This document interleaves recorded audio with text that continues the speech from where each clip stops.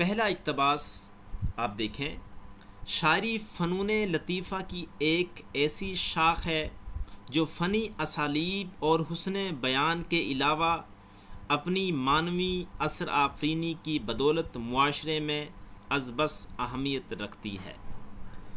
انسانی رابطے کی اس اہم ترین ادبی شکل کو محض جمالیاتی یا فنی نقطہ نظر سے دیکھنا اور اس کی معنوی گہرائی اور اثر آفرینی تک نہ جانا، یا پھر اسے فقط حظ یا مسرت کا ایک ذریعہ سمجھنا اور ادراک کے مؤثر وسیلے کو نظر انداز کر دینا، اس کے حقیقی منصب و مرتبے کو گرا دینا ہے، اس کے حقیقی منصب و مرتبے کو گرا دیتا ہے۔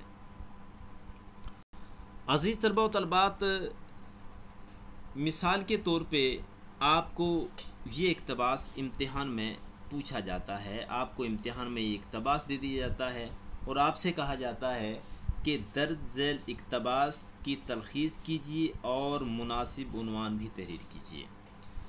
تو عزیزان گرامی، آپ اس اقتباس کو 2 یا 3 یا 4 دفعہ پڑھیں گے اور اچھے طریقے سے سمجھیں گے کہ اس اقتباس میں جو مصنف ہے وہ کہنا کیا چاہتا ہے، جو سوال کرنے والا ہے وہ کیا پوچھنا چاہتا ہے۔ تو عزیز طلبہ و طالبات، اس اقتباس کو آپ جب گہرائی سے پڑھیں گے تو اس کے بعد اس کا عنوان تجویز کریں گے، کیونکہ عنوان کے 2 نمبر ہوتے ہیں اور تلخیص کے 10 نمبر ہوتے ہیں۔ تو مناسب عنوان کی آپ ہیڈنگ دے کے آپ اس اقتباس کو پڑھنے کے بعد اس کا مناسب عنوان تحریر کریں گے۔ مثال کے طور پہ ہم اس تلخیص یا اس اقتباس کا جو عنوان ہے اس کا تعین کرتے ہیں، جو یہ ہے شاعری کی درست پہچان۔ تو یہ اس کا جو ہے نا وہ موضوع ہو جاتا ہے، عنوان بن جاتا ہے۔ اس کے بعد اس کی تلخیص کریں گے، شاعری میں حسن بیان کے ساتھ ساتھ معنوی اثر آفرینی بھی ضروری ہے، اسے لطف اندوزی کا ذریعہ سمجھ کر اس کی معنویت سے آنکھیں چرا لینا درست نہیں۔ شاعری کی معنوی گہرائی اور اثر آفرینی مؤثر وسیلے سے سمجھنا چاہیے، ورنہ اس کا حقیقی منصب و رتبہ گر جاتا ہے۔ تو عزیز طلبہ و طالبات، یہ اس کی جو ہے نا تلخیص بن جاتی ہے۔ ہم نے جو قواعد سیکھے ہیں، جو اصول و ضوابط پڑھے ہیں، جن کو پیش نظر رکھنا ہے تلخیص کرتے ہوئے، ان کے تناظر میں یہ تلخیص کی گئی ہے۔ ایک اقتباس اور دیکھیے، بارش بڑی عجیب شے ہوتی ہے، یہ ہر نشے کو فزوتر کر دیتی ہے۔ آپ خوش ہوں تو بارش آپ کی خوشی کو سرخوشی میں بدل سکتی ہے، اور آپ غمگین ہوں تو یہی بارش کے قطرے آپ کے آنسو بن کر ساری دنیا بھگونے پر تل جاتے ہیں۔ غم گساری کی اس سے بڑی مثال شاید ہی دنیا میں کہیں ملے، تاہم ایسے ہمدم اور ایسے غم گسار صرف احساس رکھنے والوں کے ہی نصیب میں آتے ہیں۔ یوں تو سبھی لوگ کسی نہ کسی حد تک حساس ہوتے ہیں، لیکن کچھ لوگ اپنی خوشیوں اور غم کو سیلیبریٹ کرنا سیکھ لیتے ہیں۔ اگر آپ زندگی میں ان چیزوں کو اہمیت نہیں دیتے تو بھی کوئی بات نہیں، زندگی 2 × 2 4 کر کے بھی گزاری جا سکتی ہے۔ عزیز طلبہ و طالبات، یہ ہمارا اقتباس تھا۔ اب اس اقتباس کو آپ 3 سے 4 بار جب پڑھیں گے، دہرائیں گے، تو آپ کی سمجھ میں یہ بات آ جائے گی کہ یہ اقتباس کس موضوع کے بارے میں ہے، اور وہی موضوع اس کا عنوان بن جائے گا۔ مثال کے طور پہ حساسیت روح حیات، یہ اس کا عنوان ہے۔ اور تلخیص دیکھیے، بارش حساس فرد کے مزاج کے سب موسموں کو اپنے دامن میں سمو لیتی ہے اور اسے بے خود و سرشار رکھتی ہے، مگر ہر کسی کے نصیب میں ایسے ہمدرد اور غمگسار نہیں ہوتے۔ سچ بات ہے کہ بے حس افراد سرشاری کی اس کیفیت سے کبھی لطف نہیں اٹھا سکتے۔ اس دنیا میں تمام لوگ حساس ہوتے ہیں، کچھ ظاہر ہو جاتے ہیں اور باقی باطن کا شکار ہو جاتے ہیں۔ تو یہ عزیز طلبہ و طالبات اس اقتباس کی تلخیص ہو جاتی ہے۔ اسی ایک اور اقتباس دیکھیے، امت مسلمہ کے زوال کا ایک اہم سبب یہ رہا ہے کہ تعلیم کو کبھی ایک بالاتر ترجیح نہیں سمجھا گیا۔ وسائل کا رخ بالعموم ایسے منصوبوں کی طرف رہا جو قوم کے مستقبل کے لیے چندہ مفید نہ تھے، بتایا جاتا ہے کہ 21ویں صدی کی ایک تہائی گزر جانے کے بعد بھی اسلامی دنیا کے 57 ممالک میں صرف 500 سے کچھ اوپر یونیورسٹیاں ہیں، جبکہ صرف بھارت میں 9,500 یونیورسٹیاں کام کر رہی ہیں۔ جاپان کے شہر ٹوکیو میں یونیورسٹیوں کی تعداد پورے عالم اسلام کی جامعات سے زیادہ ہے۔ دراصل جدید تعلیم کا فروغ ہی ہماری ترقی کا پہلا زینہ ہے، لیکن ہمارے اسلامی ممالک کی ترجیحات میں یہ ہے ہی نہیں۔ تو عزیز طلباء و طالبات، یہ ہمارا اقتباس تھا۔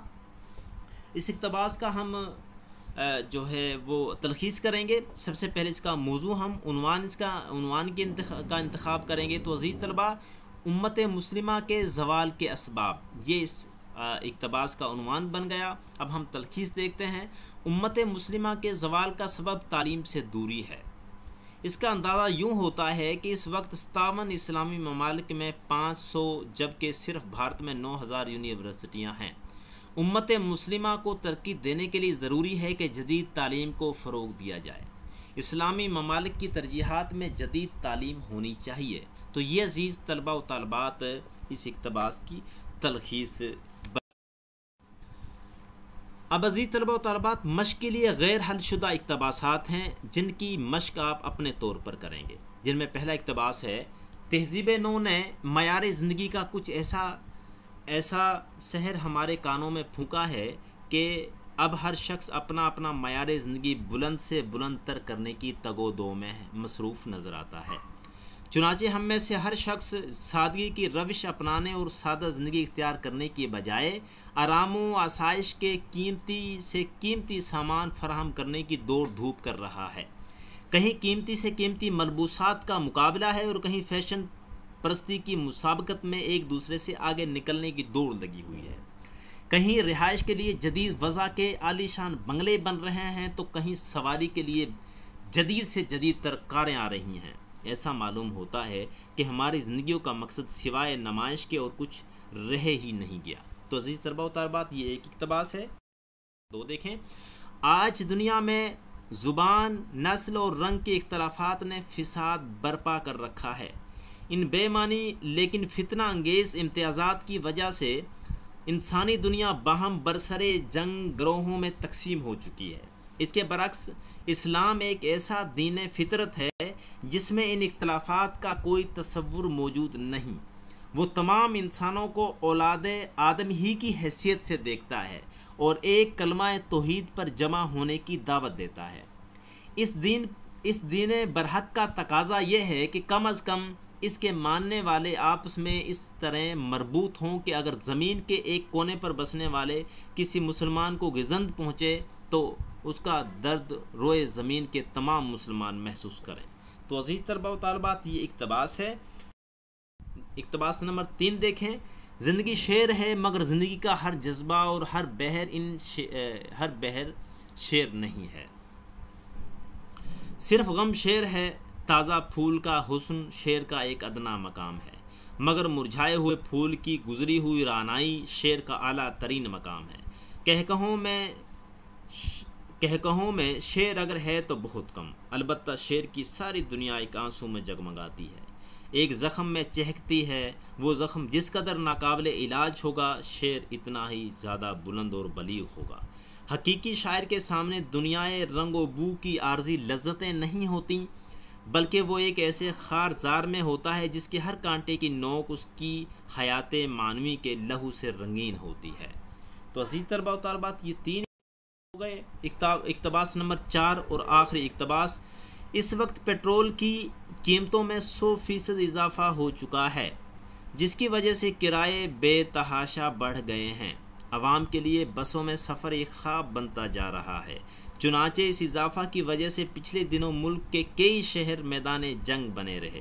CNG کی قیمتوں میں بھی ہوش ربا اضافہ ہو گیا ہے۔ صرف 5 ماہ میں گیس کی قیمتیں 18% بڑھی ہیں، جس کی وجہ سے ملک کے اکثر CNG اسٹیشنز ہفتہ میں 2 دن بند رہتے ہیں۔ اس سے ملک کی معیشت پر برے اثرات مرتب ہو رہے ہیں اور عام آدمی بھی بے حد متاثر ہو رہا ہے۔ عزیز طلباء و طالبات، ہم نے لیکچر نمبر 9 تلخیص نگاری کے بنیادی اصول کے حوالے سے پڑھا، اور لیکچر نمبر جو 10 ہے اس میں ہم نے یہ سیکھا ہے کہ عملی طور پہ تلخیص کس طرح کرتے ہیں۔ یوں عملی مشق ہم نے لیکچر نمبر 10 میں سیکھی ہیں۔ ان میں عزیز طلبہ و طالبات کچھ اقتباسات کی تلخیص کر دی گئی ہے جو حل شدہ ہے، لیکن کچھ اقتباس غیر حل شدہ ہیں جن کی تلخیص طالب علموں کے اوپر چھوڑ دی ہے، تاکہ طالب علم پہلے اصول و ضوابط اور اس کے بعد جو تلخیص شدہ اقتباس ہیں وہ تمام چیزیں دیکھنے کے بعد غیر حل شدہ جو تلخیص کے اقتباسات ہیں، تلخیص کے لیے جو اقتباس دیے گئے ہیں ان کی تلخیص کریں اور مناسب عنوان کا جو ہے نا وہ تعین کریں۔ تو عزیز طلبہ و طالبات، یہ سوال ہمارے روزمرہ جو معمولات ہیں ان کے لیے بھی انتہائی ضروری ہے، اور اسی طرح امتحانی نقطہ نظر سے بھی اہم ہے۔ تو یہ اسی وقت بہتر طریقے سے تیار کیا جا سکتا ہے جب آپ اس کے اصول و ضوابط سیکھیں گے اور اچھے طریقے سے لیکچر سن لیں گے۔ تو اسی کے ساتھ ہمارا یہ لیکچر ختم ہوا۔ اپنی دعاؤں میں یاد رکھیے گا۔ اللہ حافظ۔